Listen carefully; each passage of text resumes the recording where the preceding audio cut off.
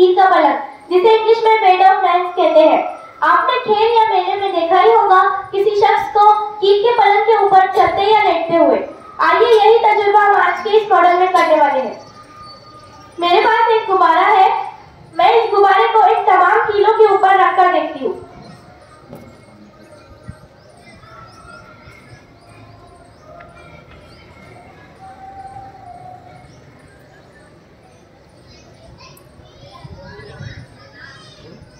अरे ये तो नहीं फूट रहा, ये जादू है या कुछ और?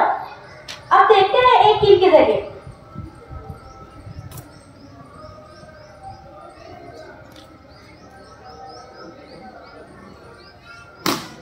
अरे ये तो फूट गया। जैसे कि आप सब जानते हैं, पहले सतह का रकबा ज्यादा होने की वजह से गुब्बारे पर पड़ने वाला दबाव कम हो गया, इसलिए ये गुब्बारा नहीं फूटा। और अब सतह का रकबा कम होने की वजह से गुब्बारे पर पड़ने वाला दबाव बढ़ गया, इसलिए ये गुब्बारा फूट गया। मुझे उम्मीद है आपको ये मॉडल पसंद आया होगा। शुक्रिया।